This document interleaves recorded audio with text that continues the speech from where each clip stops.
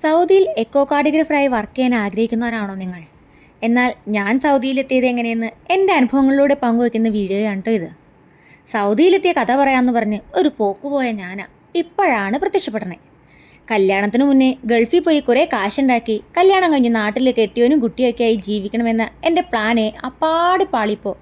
എന്നാൽ പിന്നെ ഗൾഫിലുള്ള ഒരാളെ കെട്ടി ഓൻ്റെ വിസയിൽ ചുളൂല് പോയി സെറ്റിലാവാമെന്ന എൻ്റെ പ്ലാൻ ബി കൂടി പൊളിയുമെന്ന് ഞാൻ ഒരിക്കലും വിചാരിച്ചില്ല. എന്നിട്ടിപ്പോൾ എന്തായി? കെട്ടിയോനും കുട്ടിയും നാട്ടിലും, ഞാൻ ഈ ഗൾഫിലും. ഏതായാലും നമുക്ക് ഈ ദൈവം വരച്ചൊരു വരയില്ലേ, അതിൻ്റെ ഒരു ടേണിംഗ് പോയിൻ്റ് ആയിരുന്നു കേട്ടോ 2024 ഓഗസ്റ്റിൽ അറ്റൻഡ് ചെയ്ത Saudi മിനിസ്ട്രിയുടെ cardiovascular technologist interview.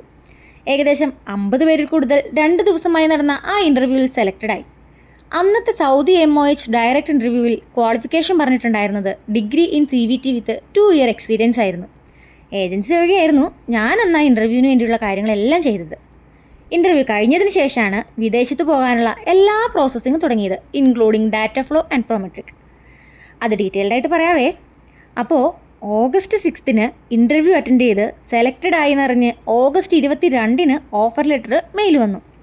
But salary package basic salary ഭയങ്കര കുറവ്. എത്രയാണെന്ന് ചോദിക്കണ്ട, അത് ഞാൻ പറയൂല. മിനിസ്ട്രിയുടെ ഹോസ്പിറ്റലല്ലേ, പ്രതീക്ഷിച്ച് സാലറി ഇല്ലെങ്കിലും ദൈവം മുന്നിൽ വെച്ച് തന്ന നല്ലൊരു സമ്മാനം ആലോചിച്ച് പ്രാർത്ഥിച്ച് എൻ്റെ കയ്യൊപ്പ് പതിപ്പിച്ച് തിരിച്ചയച്ചു. ബാക്കി വിശേഷമായി അടുത്ത വീഡിയോയിൽ കാണാവേ. അതുവരേക്കും സൈനിങ് ഓഫ്, ഹന്ന.